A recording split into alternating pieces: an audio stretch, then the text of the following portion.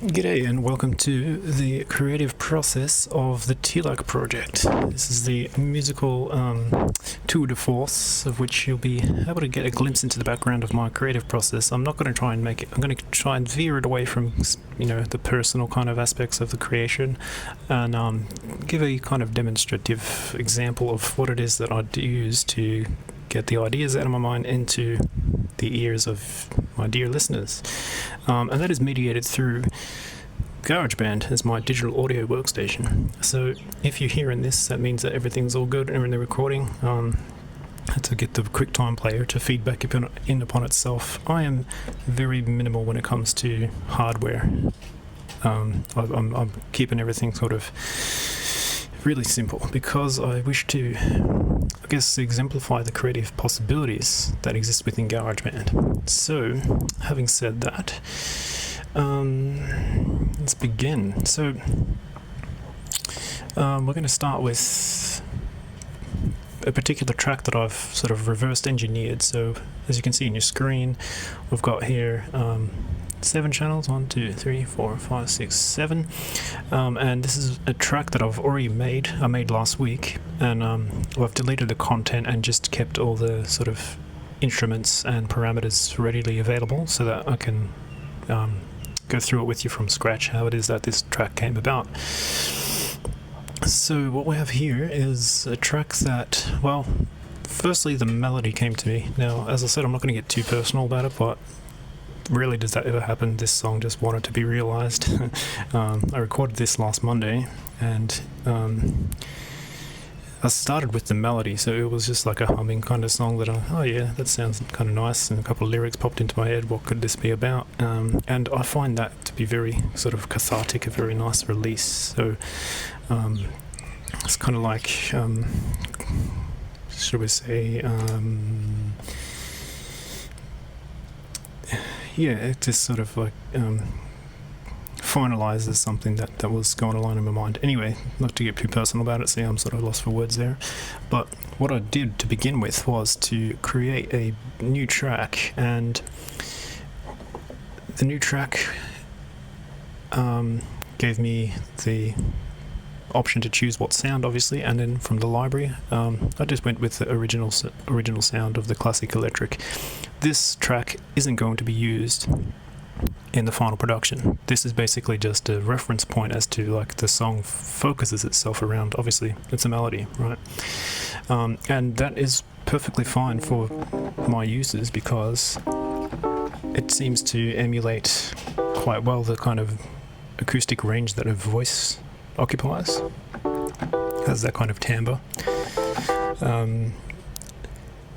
I could have always just recorded the straight out lyrics, but I didn't. So anyway, this track we've got the guitar accompaniment, which is kind of fun, and a few pads, a drum and a bass. Now I've used the library bass. Sometimes I use my actual bass, which is always fun. That's usually how I do it, actually. I come up with a bass line and then come up with lyrics from there. It just so happened that this time it was like a really nice melody that I was able to kind of set into stone. So the prompting behind this video was basically that many are asking how it is that I get my sound, what does the Tilak project use, and this is the DAW. GarageBand is full of good stuff. Hans Zimmer, the great Hans Zimmer, who did the soundtrack for Dune and countless other Hollywood movies, he actually uses GarageBand himself. So, as they say in the trade, it's not the tools that you blame. The good tradesman doesn't blame his tools. It's endless possibilities here. I mean, if you think about it, we go down to the track options, parameters, look at the plugins. Wow. Alright, you got the piano, standalone, like that's all from what the library can offer you. And then after that, you've chosen, to muck around with all these. You can then go ahead and select, 4 extra plugins, which all feed back upon each other. For example, hopefully that's loud enough to be heard. Why is that all the way down there? Get back up. So I guess you're probably wanting to hear what the melody is. Yeah. If I click the number score, which is the bar count, so you can choose if you want the project to be based on time, like minutes, beats, which is like a 4/4 sort of thing, beats and time, which is usually what I set it at because I can see how long the track's going for, and I use that as a rough guide. There we got project, which will give you the chords, so that's sort of good. It's sometimes not so accurate, but anyways, let's go back into beats and time. So that's the melody, and that's just done on the roads, and see from there you can choose a whole bunch of other stuff. This is the drop down menu, and there's all the usual suspects: the amps, your EQ, dynamic range, modulation, pitch, reverb, chorus, all that sort of stuff. And yeah, it's the old classic that gives you that lo-fi sound. That's what I use.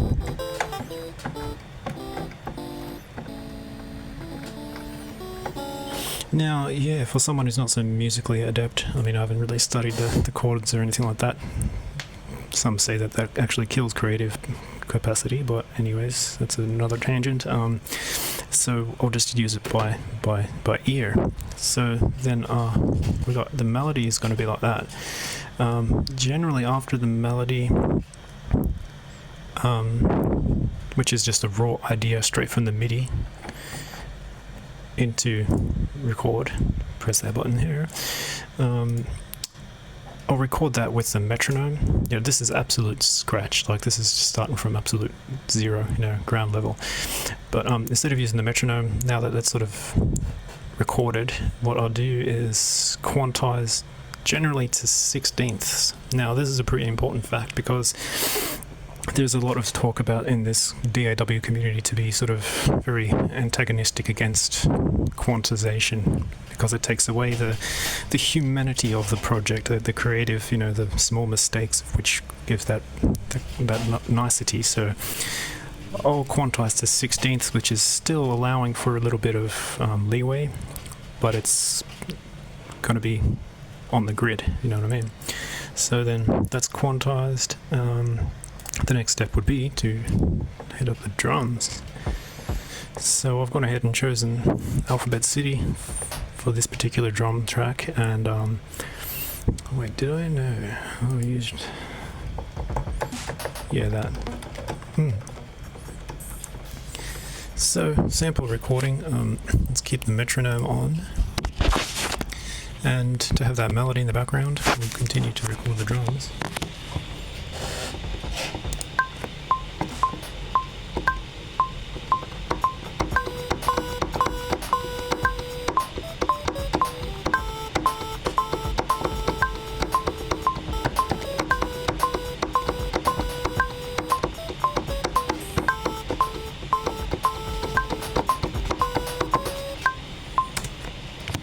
Spacebar is the quick stop. I think I kind of buggered up the beginning of that, but let's hear it back. Just the drums, please. Right, so virtue of the quantization feature, let's get my finger drumming to be on par. There we go. So the metronome acts as that kind of guide. Yeah. So thanks, metronome. That's the drum track. Next up is the bass. Let's go to the bass. So the bass obviously is going to have to accompany this melodic progression, which means that I've got to work it out. The bass is usually the easiest thing to work out. So that's an E. And here we go. 3, 4.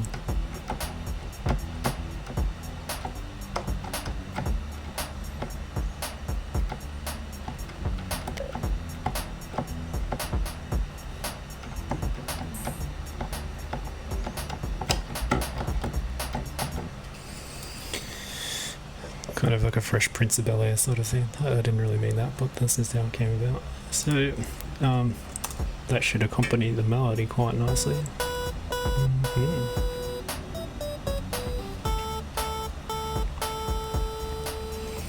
So it ought to be known now that because I'm using all these VSTs, which are basically already sort of computer, they're set so that the compressors, all these post-production things aren't that necessary as they would be were I to be using the straight recording. So to record like that, oh, that's some feedback. That's the guitar sound, right? And because it's an acoustic instrument, it's coming from an external source. Compression is like highly regarded. Compression and a whole bunch of processing has to go through. That isn't to say that it's not going to be a clean recording. Clean as in like dry and wet, if that's the parameter for effects. But the compressor, I'm not sure if you know, but the compressor allows for sounds that are beyond the threshold to be lifted up, and those that are beyond the threshold to be brought down. And that's taken place individually, which is a great feature of GarageBand. Obviously, the stock standard. Each individual track can have its own processing, and then it gets to the master. And of course, mastering is an infinite realm. There are people who have studied it for 10 years and have spent hundreds of thousands of dollars in acoustic science. You can go to them if you want to get it perfect. Lots of the distribution avenues will also offer a mastering service that's sometimes ranging between $10 to $30. And that gets put through an acoustic process. Maybe there's a person at the other end of the side, and they'll actually master it professionally for you. But for now, we're just running through some basic EQs, and this occurs to every track because it's gone through the master. Mastering, tools, final mix, pop, and that's a very, you can see there's not much really that's been changed there. Of course, I have to point out the fact that your mastering will depend upon the sounds that the medium through which you hear the sound, which is dependent upon the room acoustics. So there are some of the parameters that has to be kept in mind, like when it comes to mastering. So I'm just using headphones. They're pretty good. Obviously the more money, generally as a rule of thumb, the more you pay, the better quality the sound's going to be, the more true to the actual original signal. So then after the EQ, I'm just running that through a platinum analog master. It's a very general sort of master. It's not going to take too much off, but we also got a visual representation here of what's going on. There's my guitar. The visual representation takes place here, so that obviously red means clipping, green means good to go. You want to keep it somewhere around the orange. So then let's see what we've done so far. We've got that vocal melody, got the drums, got the bass, and I've also wanted to add a bit of a pad. Let's add the pad. You're gonna give me some loving pad? Oh no, that's another drum. So I've kept this one for sound effects. Let's go ahead and record that sound effect to come in at the right time.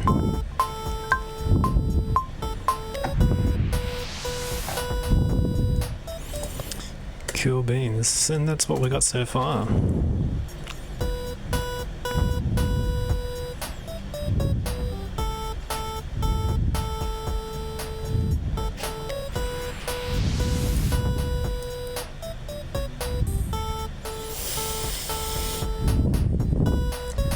Yeah. So, I try to minimize, I don't want to go too much into my own personal creative process, but I try to minimize the amount of interaction that I have with the screen, because for me that begins to be me moving into the realm of a IT person, looking at numbers and quotes and lengths and grids and stuff, and I don't want the music to occupy the eye. The eye is dictated by the sound. So generally, try to keep in mind that the visual representation is just a representation of the acoustic field. That's just me. That's just the way I do things. Yeah, so we've also got a bit of a lead that's accompanying that. Yeah.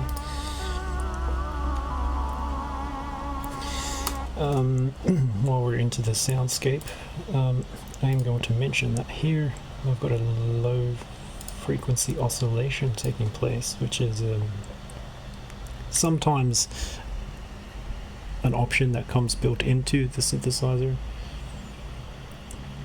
or it's a process that is run through on this rack here, modulation, and these are the low frequency oscillators. Yes, if you may have not known that, chorus is an oscillator. The flanger, phaser, these are all sounds that are produced by when there are two copies of the identical sound played at very, very close speeds next to each other, and you get a whole bunch of cool effects that take place in those micro resonant frequencies. There is a myth in the industry that that was an actual discovery that took place by accident during a recording session, probably by the Beatles producer who accidentally played the track twice, and there was a kind of phaser that came about that through cancellation and resonant frequencies, and that's how the phaser came to be. And since then it's been perfected and made an actual post-production effect rack. So that takes us to, we've got here the melody, the original melody, with some lyrics that I'm not going to embarrass myself by trying to sing. Simple drums. The bass accompanying the drums sits there quite nice. And then I gone and had fun with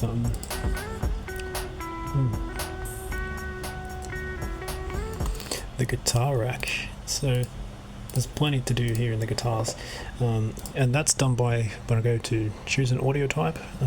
Basically click into the thing here, and that'll give you a whole bunch of pedal options, which are obviously, you know, virtually synthesized instruments that you can choose to run your clean signal through. So since we've already dissected this track, I might as well show you the different options there.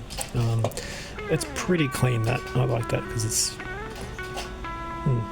kind of that beach house kind of vibe. Or we can go real crunchy kind of thing. These are all pretty much of the same caliber.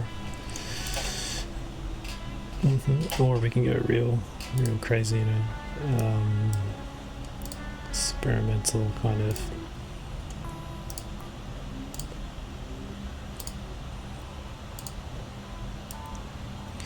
Yeah,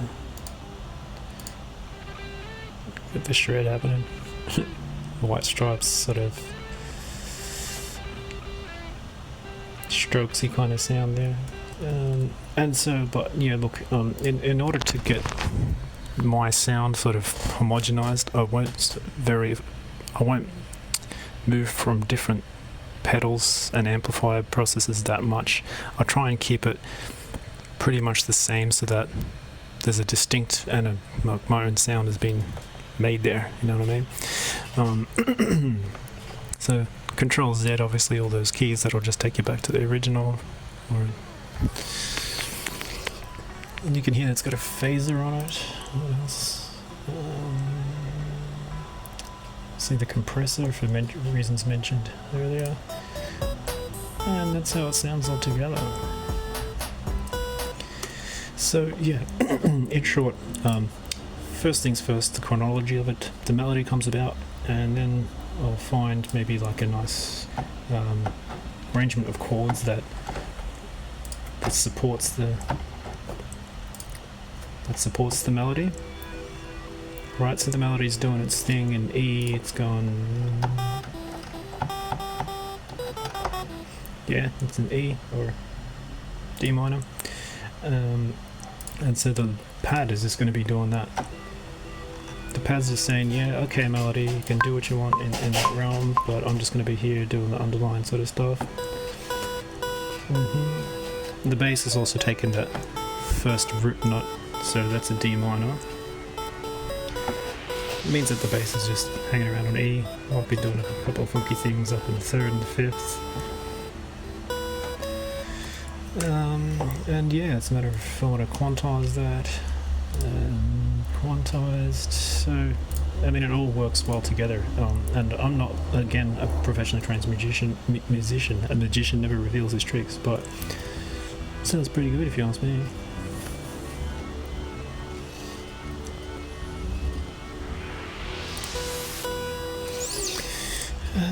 that's how we do it. It is an extensive process, an exhaustive, extensive process. It requires,